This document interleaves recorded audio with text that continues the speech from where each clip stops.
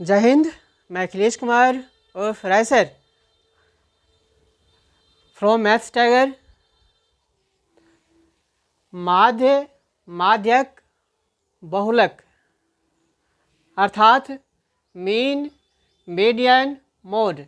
Mean का मतलब हो गया माध्य, मीडियन का मतलब हो गया माध्यक और मोड का मतलब हो गया बहुलक, जो सभी परीक्षार्थी भाइयों के लिए बहुत ही महत्वपूर्ण टॉपिक है, जिसमें मैं आप सभी का स्वागत करता हूं हमारे चैनल मैथ्स टाइगर पर आने के लिए, बने रहने के लिए। जी हाँ, और ये सभी परीक्षाओं के लिए महत्वपूर्ण टॉपिक है। अगर आप कहीं से भी हैं तो ज़रूर इस वीडियोज़ को शुरू से अंत तक देखकर अपने लेवल को सुपर से भी ऊपर ले जाएंगे, और जितने भी कंपटीशन क्लासेज होंगे, आपके स्कूल से एग्जामिनेशन होंगे, सभी में आप बेहतर से बेहतरीन कर सके। ऐसा मेरा अनुमान, ऐसा मेरा मानना, ऐसा मेरा विश्वास आप सभी को साथ। चलते हैं माध्य। सबसे बात आ रही है, पहला आपका टॉपिक है माध्य। जी हाँ, हमारे सिलेबस में, हमारे कंपटीशन सिलेबस में, हमारे एग्जामिनेशन के सिलेबस में माध्य कितना महत्वपूर्ण है, जिसका इंग्लिश होता है मीन। देखिए, समूह का जो संग्रह होता है, कलेक्शन ऑफ नंबर्स, संख्याओं का जो संग्रह होता है। जैसे कोई परीक्षार्थी ने परीक्षा दिए, विभिन्न विषयों में परीक्षा देने के बाद उसका अंक आता है, किसी में 72 आता है, किसी में 73 आता है, किसी में 85 आता है, किसी में 90 आता है, किसी में 95 आता है, अपना स्कोर करता है। 100 में उतना उतना उसका मार्क्स आता है। तो विद्यार्थियों, परीक्षार्थियों ने विभिन्न विषयों का एग्जाम दिया, जो उसका प्राप्तांक हुआ, क्या हो गया? प्राप्तांक, प्राप्त अंक। तो प्राप्त अंक जो गेट किया, जो परीक्षार्थियों ने, विद्यार्थी भाइयों ने जो लाया है ना, उसका कहेगा माध्य कितना होगा, या औसत माध्य क्या होगा उसका। तो आपने अगर कुछ विषय में, आपने विभिन्न विषय में आपने कुछ नंबर लाए, है ना, मान लीजिए आप किसी एग्जामिनेशन में, परीक्षा में बैठे, तो आपको मान लीजिए हिंदी में आगे, आपको हिंदी में आपने मार्क्स पाया 85, इंग्लिश में आपने मार्क्स पाया, गेट किया 79, मैथ्स में आपने मार्क्स गेट किया 92, साइंस में आपने मार्क्स पाया, विज्ञान में आपने मार्क्स पाया 95, और सोशल साइंस में, सोशल स्टडीज़ में आपने मार्क्स पाया 89। तो ये आपका किसी विद्यार्थी के द्वारा परीक्षाओं में, विभिन्न परीक्षाओं में आपने इस तरह का मार्क्स पाया, तो आपसे पूछ लेगा इस मार्क्स का औसत माध्य क्या होगा, या माध्य क्या होगा। तो मेरे बिगनर्स, मेरे युवा, ये आपके विषय हैं। 5 विषय, हिंदी है, इंग्लिश है, मैथ्स है, साइंस और एसएसटी है, सोशल स्टडीज है, सामाजिक शास्त्र, समाज अध्ययन, जिसमें आपने इस प्रकार से आपने नंबर पाया। तो इसके पूछेगा इसका माध्य निकालिए। तो ये चूँकि आपका अवर्गीकृत है, तो मैंने माध्य, एक होता है वर्गीकृत, दूसरा होता है एक अवर्गीकृत। तो माध्य जो है समूह हो गया, कलेक्शन ऑफ डाटा हो गया, है ना, जिसमें 2 पार्ट होता है मेरे बिगनर्स। जिसका क्लासिफिकेशन हुआ रहेगा वह वर्गीकृत होगा, जिसका क्लासिफिकेशन नहीं हुआ रहेगा वह अवर्गीकृत हो जाएगा। तो ये आपका पार्ट हो गया अवर्गीकृत, जिसका क्लासिफिकेशन नहीं है, अवर्गीकृत, अवर्गीकृत। और एक हो गया आपका वर्गीकृत, जी हाँ, जिसका क्लासिफिकेशन हुआ रहेगा। देखिए, यह जो डाटा है आपका, यह जो कलेक्शन है मार्क्स का, प्राप्त अंक का जो कलेक्शन है किसी विद्यार्थी के द्वारा, वह आपका अवर्गीकृत में है। जी हाँ, तो इस तरह के अवर्गीकृत माध्य को, डाटा को आप कैसे माध्य निकालेंगे, इसका भी थर्मामीटर है जिससे आप माप सकते हैं। और एक होता है वर्गीकृत, जहाँ क्लासिफिकेशन होता है, क्लासिफिकेशन दिया रहता है। जैसे दिया रहेगा 0 से 10, 10 से 20, 20 से 30, 30 से 40, है ना, इस तरह का भी आपको डाटा रहेगा। तो जब क्लासिफिकेशन बंटवारा दिया रहेगा, जैसे 0 से 5, 5 से 10, 10 से 15, 15 से 20, 20 से 25। इसका मतलब ये हो गया, कोई विद्यार्थी 0-10 पढ़ता है, 10-20 पढ़ता है, वह गलत है। 0 से 10 पढ़ेंगे, 10 से 20 पढ़ेंगे, अंतराल है ना, पीरियड है, अंतराल यहाँ से यहाँ, फिर यहाँ से यहाँ, यहाँ से यहाँ। तो ये हो गया आपका वर्गीकृत। और यह जो डाटा आपका दिया हुआ है किस में है, अवर्गीकृत। मान लें किसी विद्यार्थी के द्वारा, किसी और विद्यार्थी के द्वारा विभिन्न विषय में उसका नंबर आया, 25 आया, 55 आया, 65 आया, है ना, 72 आया, है ना, 73 आया, या 18 आया, या 17 आया। या किसी क्रिकेट में किसी खिलाड़ी के द्वारा जो स्कोर किया जाता है ना, किसी में उन्होंने 55 मारा, किसी में 72 मारा, किसी में 0 पर ही आउट हो गया, बोल्ड हो गए, क्लीन बोल्ड हो गए, कहीं पर उन्हें शतक से चूक गए, है ना। तो ये जो है कुछ खिलाड़ियों के द्वारा, है ना, वनडे टेस्ट में या T20 में इन्होंने ऐसा, जैसे अभी IPL चल रहा है, तो IPL में कुछ खिलाड़ियों ने इस तरह से स्कोर किया, तो उसका पूछ लेगा। तो जिस तरह से ये स्कोर आप देख रहे हैं, ये प्राप्त अंक है किसी विद्यार्थी द्वारा, और ये किसी क्रिकेट खिलाड़ी के द्वारा ये स्कोर किया हुआ है, अपना रन बनाया हुआ है ना। इस रन में बहुत सारे रन छुपे होंगे, इक्का दुक्का चौका छक्का, सब तरह के रन इसमें जुड़े होंगे। तो ये जब डाटा अलग अलग है, कोई भी नंबर कहीं भी लिखा हुआ है, बड़े छोटे का ज्ञान नहीं है, बड़ी संख्या कब होनी चाहिए, छोटी कब होना चाहिए, इसका रेशियो इसमें नहीं दिया हुआ है ना। तो ये आपका हो गया अवर्गीकृत।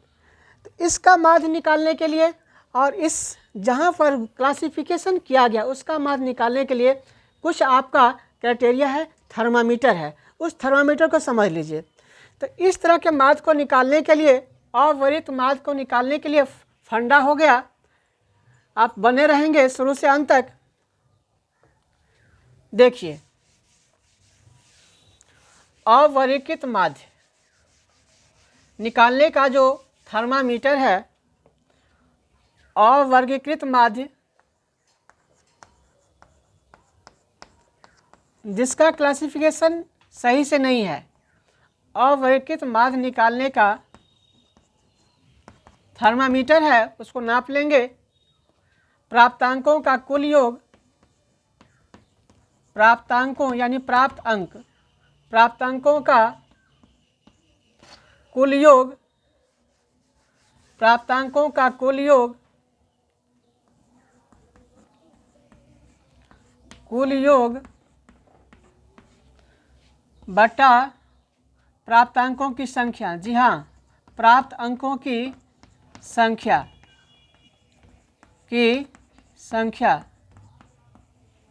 है ना। Addition of all the numbers by quantity of the number, है ना। इंग्लिश मीडियम के अगर छात्र बैठे हैं तो addition of the marks by quantity of the marks, जो नंबर की संख्या होगा वह, ये दोनों चीज़ समझ लेना है।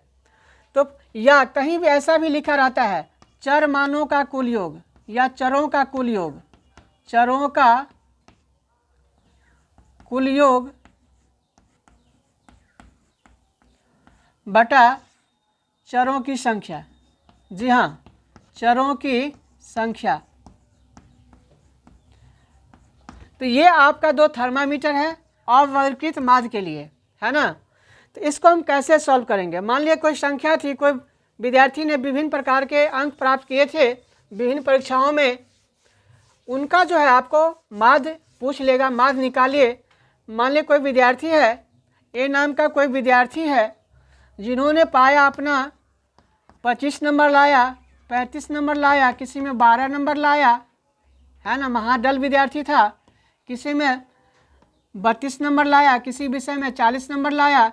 इस तरह से कोई विद्यार्थी ने नंबर लाया, तो इसका औसत, इस ए नाम के विद्यार्थी का औसत माध्य क्या होगा। जी हाँ, तो लिखेंगे माध्य बराबर जो आपका फार्मूला था प्राप्तांकों का कुल योग बटा में प्राप्तांकों की संख्या। तो प्राप्तांकों का कुल योग, यहाँ से क्वेश्चन भी करवा देते हैं ताकि आप लोगों का विश्वास बन जाएगा क्वेश्चन के साथ। प्राप्तांकों का कुल योग उस विद्यार्थी के द्वारा जो प्राप्त अंक है उसका कुल योग करेंगे। अब बटा में प्राप्तांकों की संख्या, जी हाँ प्राप्तांकों की संख्या, ये आपका थर्मामीटर है, प्राप्तांकों की संख्या। इस थर्मामीटर पे आप नाप लेंगे। जी हाँ, अब देखिए प्राप्तांकों का कुल योग, तो प्राप्त अंक है आपके पास उस विद्यार्थी के द्वारा 25 प्लस 35 प्लस 12 जोड़ का चिन्ह देते हुए प्लस 32 प्लस 40। जी हाँ, अब बट्टा में आ जाइए, कितना नंबर है, 1 2 3 4 5, नंबर ऑफ क्वांटिटी 5 है, 1 2 3 4 5, तो बाय में 5 लगा देंगे। अब करना क्या है, इन सभी को जोड़ दीजिए, इन सभी को जोड़ देना है, 25 35 12 32 40 को जोड़ देंगे और 5 से भाग लगा देंगे। आप क्या निकाल लेंगे, माध्य। चलिए कर लेते हैं इस क्वेश्चन को सॉल्व। बने रहेंगे आपका प्यारा सा चैनल मैथ्स टाइगर पर बाय अखिलेश कुमार उर्फ राय सर। अगर आप हमारे चैनल पर नए होंगे तो सबसे पहले सब्सक्राइब कर लेंगे, बेल आइकन को ज़रूर दबा लेंगे और अच्छा लगे तो अंत में, अभी नहीं, अंत में ज़रूर लाइक कर लेंगे और आगे भी शेयर कर देंगे। जय हिंद। जोड़ देते हैं, 0 है वंश प्लेस में, इकाई में 0, यहाँ 2 है, यहाँ 2, तो 2 और 2 4, 4 और 5 9, 9 और 5 14, 14 का हो जाएगा 4, हासिल लगा 1, 4 1 5, 5 और 3 8, 1 9, 9 3 12, 2 14, 144 आ गया।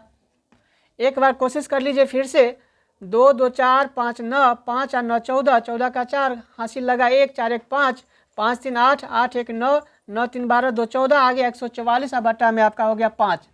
जी हाँ, 144 में 5 से भाग कर देंगे, 144 में 5 से भाग कर दीजिए। भाग तो जानते ही होंगे, 5 दूना 10, क्लियर, 4 शेष, फिर 4 आएगा 44 हो जाएगा। 5 का पहाड़ा 8 बार में 40 होता है, शेष बच गया 4। दशमलव के स्थान तक जाएंगे तो 0 यहाँ आ जाएगा, 5 अट्ठे 40। आपने सीख लिया, आपने निकाल लिया, जो 144/5 बराबर होता है 28.8 का। जी हाँ, तो आपने उस ए नाम के विद्यार्थी द्वारा जो प्राप्त अंक था उसका औसत माध्य आपने निकाल लिया, कितना, 28.8, यानी इसका आंसर आपने निकाल लिया। अतः माध्य बराबर उस विद्यार्थी के द्वारा 28.8 है ना, इतना और माध्य उन्होंने एवरेज में उन्होंने इतना पाया, यही इसका आपका आंसर हो जाएगा। तो ये आपका क्या था, अवर्गीकृत में था।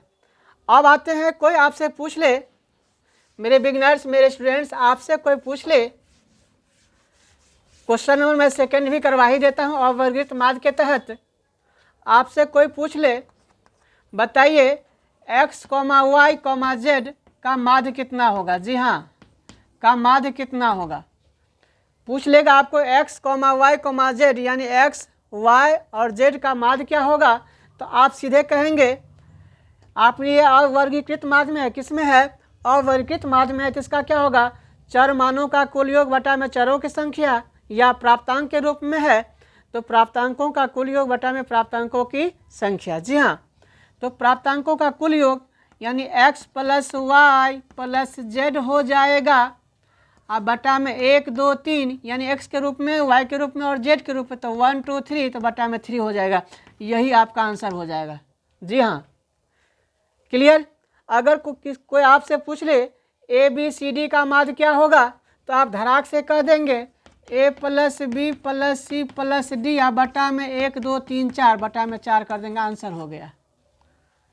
क्या कोई पूछेगा राम और श्याम का माध्य क्या होगा, तो राम प्लस श्याम बटा में 2 कर देंगे। पूछेगा एम एन का माध्य क्या होगा, तो एम प्लस एन बटा में क्या 2 कर देंगे। आपसे कोई पूछ ले 2.5 3.5 का माध्य क्या होगा, का माध्य क्या होगा, तो आप तुरंत बोल देंगे सेकेंडों का जवाब, सेकेंडों में ही चाहिए। दोनों को जोड़ दीजिए, 2.5 और प्लस 3.5, अब बट्टा में 2 गो है तो बट्टा में 2 लगा दीजिए। दोनों को जोड़ देंगे, 5 और 5 10, और 3 2 5 1 6 दशमलव बीच में, यानी 6.0 बटा में 2।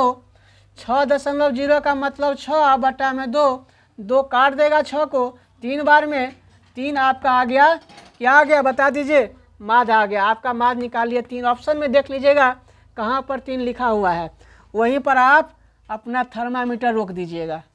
अब आइए आपके सामने आगे है माध्य में, आपने अवर्गीकृत में समझ गया, वर्गीकृत में फिर हम आगे करवाएंगे। माध्यक में आते हैं। माध्यक भी 2 टाइप से होता है, वर्गीकृत और अवर्गीकृत। तो माध्यक यानी मीडियन, इसका भी थोड़ा समझ लीजिए। पहला वीडियो है, पहला पार्ट है, तो थोड़ा थोड़ा इंट्रोडक्शन सबका देते हुए फिर हम वर्गीकृत वाला भी कराएंगे नेक्स्ट क्लास में, बने रहेंगे। माध्यक हो गया, देखिए किसी विद्यार्थी के द्वारा, किसी है ना स्कोर के द्वारा, किसी क्रिकेटर के द्वारा विभिन्न प्रकार के रन प्राप्त किया जाता है ना। विभिन्न प्रकार के रन, मान लीजिए कोई क्रिकेटर है, मान लीजिए विराट जी हैं, विराट के द्वारा जो है स्कोर आया है 105 किए हैं, 95 किए हैं, 78 किए हैं, 48 किए हैं, है ना, 39 भी किए होंगे, 200 भी किए होंगे, डबल सेंचुरी भी मारे हैं, है ना, 148 भी किए होंगे। 300 में मैं नहीं जा रहा हूँ, उनका रियलिटी मैं वैसे नहीं बता रहा हूँ, बस स्कोर के बारे में जानकारी दे रहा हूँ आप सभी को। 195 भी मान लीजिए, है ना, 165 भी मान लीजिए। इस तरह से स्कोर उन्होंने किए होंगे विराट जी, जो हमारे युवा क्रिकेटर हैं, उनके द्वारा है ना विभिन्न प्रकार के, है ना, वनडे क्रिकेट में उन्होंने इस तरह का स्कोर किए हैं। तो कहेगा उनका माध्यक क्या होगा। वे जो क्रिकेट हैं, खिलाड़ी हैं, वेल प्लेयर हैं, बोनाफाइड प्लेयर हैं, है ना, एकदम हेलीकॉप्टर शॉट तो कम मारते हैं, लेकिन है ना 4 रन के लिए ज़्यादा सुता देते हैं, प्लेयर को घुसा देता है पीछे से, है ना। तो चलते हैं उसके लिए। तो इस तरह के क्वेश्चन को क्या है, माध्यक निकालने के लिए। तो ये आपका अवर्गीकृत डाटा है, उनके द्वारा बनाया गया स्कोर है, अवर्गीकृत डाटा है, ये उसका क्लासिफिकेशन नहीं किया हुआ है, तो ये किस में आ गया, अवर्गीकृत में। तो इसका हमको माध्यक निकालना है। क्या निकालना है, माध्यक। तो यहाँ भी माध्यक का एक क्राइटेरिया है, प्रारूप है, उस प्रारूप को समझ जाएंगे। प्रारूप क्या है, तो सबसे पहले हमारे स्टूडेंट्स, हमारे विद्यार्थीगण इसको या तो बढ़ते क्रम में या घटते क्रम में सजा लेंगे। जी हाँ, मर्जी आपकी, जिसको इंग्लिश के मीडियम कहते हैं असेंडिंग ऑर्डर और डिसेंडिंग ऑर्डर। असेंडिंग ऑर्डर मतलब होता है बढ़ते क्रम, जिसको हम आरोही क्रम भी कहते हैं, और डिसेंडिंग ऑर्डर का मतलब होता है घटते क्रम, अर्थात जिसको अवरोही क्रम भी कहते हैं। तो यहाँ इस बात को समझ जाइए, यह जो आंकड़ा है, यह जो डाटा है, इस डाटा को सबसे पहले आप दोनों रूप में से किसी एक रूप में, या तो बढ़ते क्रम में या घटते क्रम में इसको एडजस्ट करें, अरेंज कर लेंगे। तो चलते हैं। सबसे पहले आप ये जानते भी होंगे बढ़ते क्रम घटते क्रम, दूसरी तीसरी क्लास के बच्चे सीख जाते हैं, अगर नहीं जानते हैं तो सीख लीजिए। चलते हैं। तो सबसे इसको बढ़ते क्रम में सजा लीजिए, जिसका दूसरा नाम है आरोही क्रम। बढ़ते क्रम में कम से अधिक की ओर, कम से अधिक की ओर बढ़ते क्रम यानी आरोही क्रम, असेंडिंग ऑर्डर में इन सभी प्राप्त डाटा को सजा लीजिए। जी हाँ, थोड़ा सा आप बने रहेंगे। तो बढ़ते क्रम में यानी आरोही क्रम में यानी असेंडिंग ऑर्डर, कौन सा ऑर्डर, असेंडिंग ऑर्डर में इनको सजा लीजिए। तो असेंडिंग ऑर्डर का मतलब सबसे, इस जो दिया हुआ जो आपका डाटा है, इसमें सबसे छोटी संख्या को पकड़ लीजिए पहले। इसमें सबसे छोटी संख्या कहाँ है, एक देख लीजिए, यहाँ पर 39 है, तो सबसे छोटी संख्या आपका हो गया 39। 39 से बड़ी संख्या देखिए इसमें क्या है, 39 से बड़ी संख्या आपका है 48, ठीक है। इससे बड़ी संख्या देखेंगे आप, चूँकि बढ़ते क्रम है तो 39 सबसे छोटी संख्या थी, इसके बाद 48 है, इसी में से चुनना, ही नहीं अपने मन से 39, 40, 41, 42 कर देंगे तो सब गलतियाँ ही जाएगा, गेल महिषिया पानी में। 39, 48, इसके बाद देखेंगे 78, इसके बाद आप कर लेंगे 78 के बाद आप आइए 95, फिर कर ले आप 105, फिर आगे देखेंगे 105 के बाद 148, 148।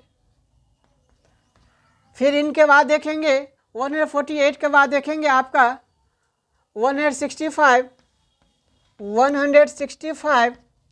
फिर आगे देखेंगे इसमें 195, 195।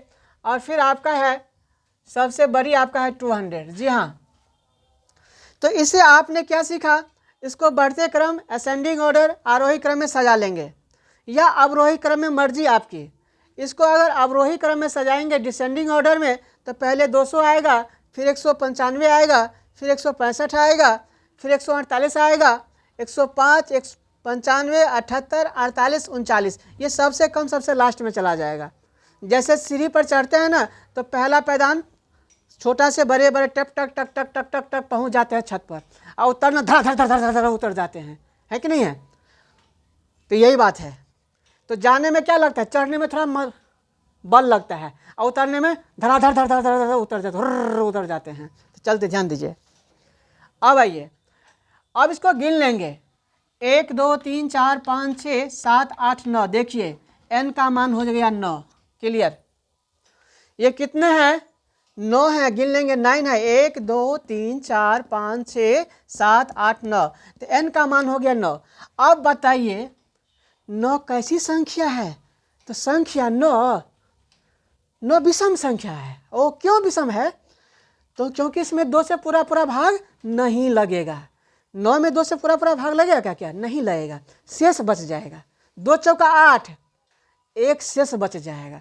तो जब ये शेष बच जाएगा तब ये हो जाएगा ये विषम संख्या। तो लिख दीजिएगा विषम संख्या, ओड नंबर। क्या लिख देंगे, विषम संख्या। जी, धड़ाक से लिख देंगे, यह विषम संख्या में है। यानी इंग्लिश मीडियम वाले हमारे स्टूडेंट्स कहेंगे ओड नंबर। किस में चला गया, n आपका हो गया ओड नंबर। आपको निकालना है माध्यक या माध्यिका। तो विषम संख्या का माध्य माध्यिका होता है।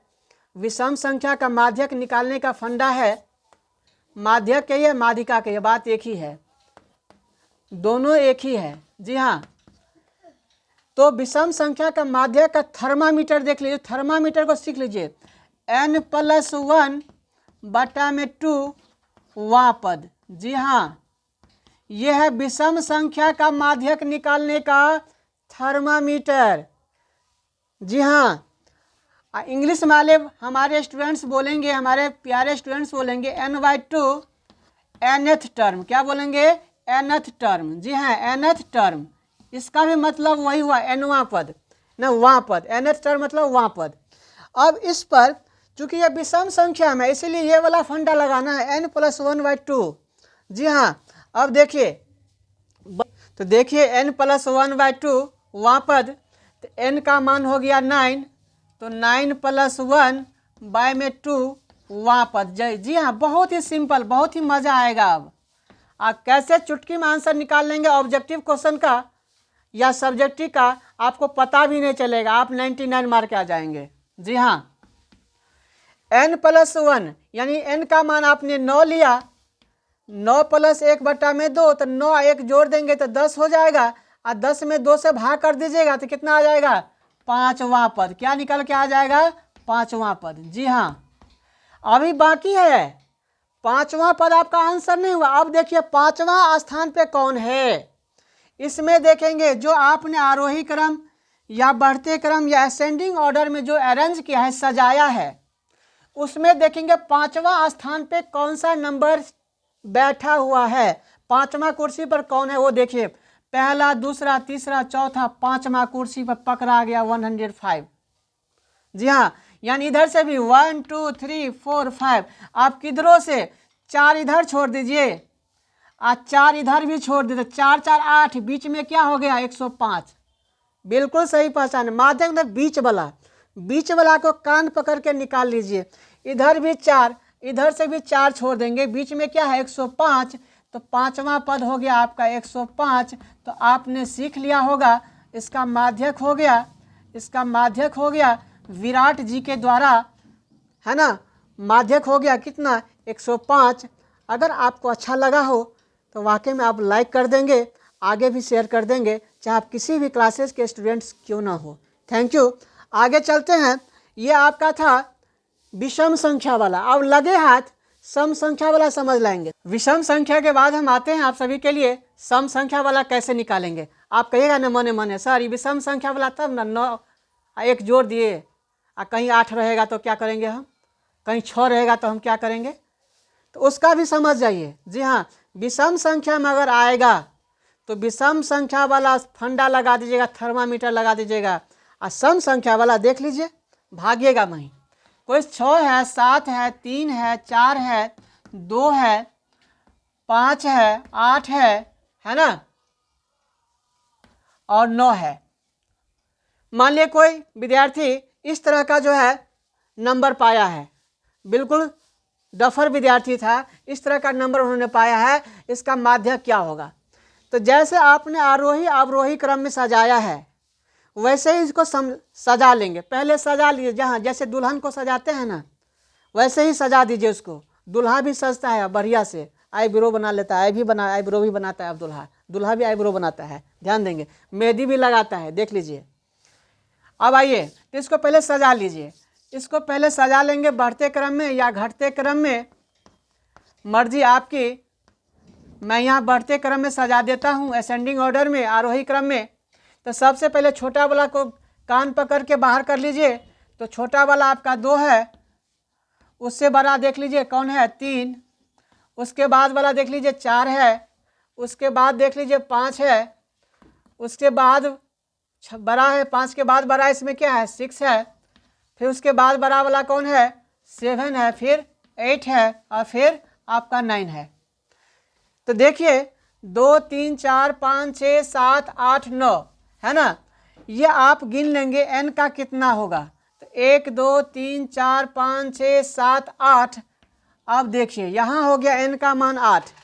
अब n 8 हो गया, ये आपका क्या है, कौन सी संख्या होगी, सम संख्या या विषम संख्या। तो कहिएगा सर 8 को 2 तो पूरा पूरा काट देता है, 4 बार में छड़प के काट देता है। जी हाँ, तो ये विषम नहीं, ये सम संख्या होगा। क्या हो गया, सम संख्या। तो जब सम संख्या में n का मान आए, जब n का मान सम संख्या में आए तो उसका माध्यिका निकालने का थर्मामीटर है मेरे बिगनर्स, n प्लस n/2। ध्यान देंगे n/2वां पद प्लस n/2, आप +1 अलग से लग जाता है, बाहर से +1 लगता है वहाँ पद। जी हाँ, ये है इसका थर्मामीटर। अब बट्टा में 2 लगा दीजिएगा। जी हाँ, बट्टा में 2 लगा दीजिएगा, पूरा बट्टा में 2 लग जाएगा। n/2 nth term plus n/2 + 1 nth term. जी हाँ, /2। अब देखिए n का मान आपका आया है 8, तो 8/2 कर लेंगे, वहाँ पद nth टर्म, वहाँ पद प्लस यहाँ भी n का मान 8 होगा, तो 8/2 + 1 वहाँ पद, यहाँ भी वहाँ पद लिख दीजिएगा। यहाँ काट देंगे, 2 का पहाड़ा 4 बार, 2 चौका 8, 4 बार में, तो निकल के आ गया 4वां पद। अब प्लस यानी जोड़ का चिन्ह, यहाँ भी काट देंगे, 2 चौका 8, 4 और +1, तो कितना निकल जाएगा, 5। जी हाँ, यहाँ पर समझ लेंगे, +1 अलग से लगा हुआ था, तो 2 से काट देंगे 4 को 8 को, तो 2 चौका 8, 4 बार में, और जोड़ 1 है, तो 4 + 1 = 5वां पद हो जाएगा, यानी 4वां पद जोड़ 5वां पद। और कहीं पर 10 रहेगा तो 5वां पद, और 5 1 6, 6वां पद हो जाएगा। कहीं पर 12 आएगा तो 2 छक्का 12, 6वां पद, और 1 बढ़ा करके तो 7वां पद। जी हाँ, कहीं 14 आएगा तो 7 और 1 8, मने मने 7वां और 8वां पद। अब करने की जरूरत नहीं होगा। कहीं पर 2 आएगा तो 2 + 1 यानी 3। क्लियर है, समझ रहे होंगे। बट्टा आपका 2 चलेगा। अब आइए 4वां पद प्लस 5वां पद, तो 4वां पद देखिए चौथा स्थान पे कौन बैठा हुआ है। बढ़ते क्रम की जो संख्या है, आपका जो डाटा है, वह चौथा स्थान पे कौन पद है। तो 1 2 3 4 5 हो गया, चौथा स्थान पे इसमें 5 है, और जोड़ का चिन्ह। अब 5वां स्थान पे आपका 6 है, 1 2 3 4 5, तो चौथा स्थान पे 5 और 5वां स्थान पे 6 है। अब बट्टा में कितना, 2 लगा देंगे, तो निकल के आ जाएगा 5 और 6 जोड़ देंगे तो 11 हो जाएगा। 11 में 2 से भाग कर दीजिएगा तो निकल के आ जाएगा 2 पंचे 10, दशमलव लगा के फिर 2 पंचे 10, यानी 5.5 आपका क्या आ गया, माध्यिका आया। क्या आ गया, माध्यक आपका आ गया। इस डाटा का, इस प्राप्तांक का आपने माध्यक निकाल लिया 5.5। इस पर मैंने 2 प्रश्न दे रहा हूँ, कमेंट में आप आंसर जरूर करेंगे। 2 प्रश्न आपका कमेंट में आंसर करेंगे। ये 2 प्रश्न आपके साथ। पहला प्रश्न है आपका 12, 6, 9, 5, 7, 13, 18, 15, 10। इसका आपको माध्यक निकालना है। और क्वेश्चन नंबर 2 है आपका 13, 17, 6, 12, 15, 18, 24, 20, 19, 27, यानी 27, 19, 20, 24, 18, 15, 12, 6, 17 और 13 का माध्यक निकालना है। ये दोनों प्रश्न का कमेंट में आप कमेंट करेंगे आंसर। आगे हम बहुलक है, इसका भी थोड़ा सा टिप्स बता देते हैं, फिर आगे क्लास में हम इसका पूरा वाइटल, अभी थोड़ा सा आप बेसिक बता रहे हैं। तो बहुलक देख लीजिए, ये सबसे हल्का चीज़ है आपका, है ना। बहुलक इंग्लिश में कहेंगे मोड। जी हाँ, बहुलक जो बहुत बार आता है, जो ललक ललक कर बहुत बार आता है, वही क्या होता है, बहुलक होता है। देखते ना किसी पूजा समारोह में बच्चा सबको देखते ना, छोटा छोटा बच्चा सब, कई बार उसको प्रसाद मिला रहता है, फिर भी जो दौड़ दौड़ के आता रहता है ना। तो वो क्या हो जाएगा, जो सबसे अधिक बार आएगा, जो सबसे अधिक बार आएगा वही क्या होगा, बहुलक हो जाएगा। जैसे देखिए 2, 3, 5, 7, 2, 4, 3, 2, 5, 2, 6, इसका कहेगा बहुलक निकालिए। यह कोई प्राप्तांक है, चरमान है, इसका कहेगा बहुलक निकालिए। तो देखिए सबसे अधिक बार ऐसी कौन सी संख्या है जो अधिक बार आया है, सबसे अधिक बार आया है, मने मने देख लीजिए। तो 2 कितने बार, देखिए यहाँ भी 2 है, यहाँ भी 2 है, यहाँ भी 2 है और यहाँ भी 2 है, तो कितना बार हो गया, 4 बार। देखिए 3 कितने बार है, 1 बार और 1 बार, 2 ही बार है। 5 कितने बार है, 1 और 1, 2 ही बार है। 7 कितने बार है, अकेले है। 4 अकेले है ना। 6 अकेले है ना। तो सबसे अधिक बार क्या आया, 2, सबसे अधिक बार क्या हो गया, 2। तो 2 आपका क्या हो गया, बहुलक। 2 क्या हो गया आपका, बहुलक। जी हाँ, यह जो आपका प्राप्तांक है, यह जो चरमान है या प्राप्तांक है, कुछ भी है, उसका बहुलक क्या हो गया, 2 हो गया। सबसे आसान है यही चीज़। जी हाँ, तो ये किस में हम बता रहे हैं, अवर्गीकृत में बता रहे हैं। किस में बता रहे हैं, अवर्गीकृत में। जी हाँ, यह जो आपका चल रहा है, आज का जो जितने क्लास हुआ है अवर्गीकृत वाला हम बताए हैं, फिर वर्गीकृत वाला भी बताएंगे अगले वीडियोज में। ये पार्ट 1 करके हैं। देखिए तो आपने बहुलक में क्या सीखा, जो चरमान या जो प्राप्त अंक अधिक बार आया हो, सबसे अधिक बार होगा, जिसकी गिनती सबसे अधिक बार होगी, वही आपका क्या हो जाएगा, बहुलक हो जाएगा। जैसे एक प्राप्तांक था, चरमान था, जिसमें सबसे अधिक बार 2 आया है, यहाँ भी 2 है, यहाँ भी 2 है, यहाँ भी 2 है और यहाँ भी, यहाँ यहाँ यहाँ और यहाँ, तो सबसे अधिक बार 2 है, इसीलिए आपका हो गया बहुलक 2। यह आपको ऑब्जेक्टिव में काम आएगा। ऐसे ही दिया रहेगा और कहेगा इसका बहुलक निम्न से कौन सा होगा, 2 होगा, 3 होगा, 4 होगा, 5 होगा। तो जहाँ पर देखिए सबसे अधिक बार लिखा रहेगा संख्या, जो संख्या सबसे अधिक बार रहेगा वही आपका बहुलक हो जाएगा। अगर आप सभी को अच्छा लग गया हो, दिल को छू गया हो मेरी ये मेहनत, तो इसको बेकार नहीं जाने दीजिएगा मेरे बिगनर्स। लाइक कर ही दीजिएगा, मन है तो शेयर कर ही दीजिएगा। तब तक के लिए आप सभी का शुभकामनाएं। Have you a nice day. अपना take care of your health, अपने स्वास्थ्य की रक्षा करें, ज़्यादा इधर उधर ना घूमें। अपने जीवन आपका साथी है, समय आपका साथी है, इसलिए अपना समय को बर्बाद न करते हुए ऑनलाइन रहेंगे और लाइव रहेंगे। तब तक के लिए आप सभी से मैं विदा चाहता हूँ। धन्यवाद। जय हिंद।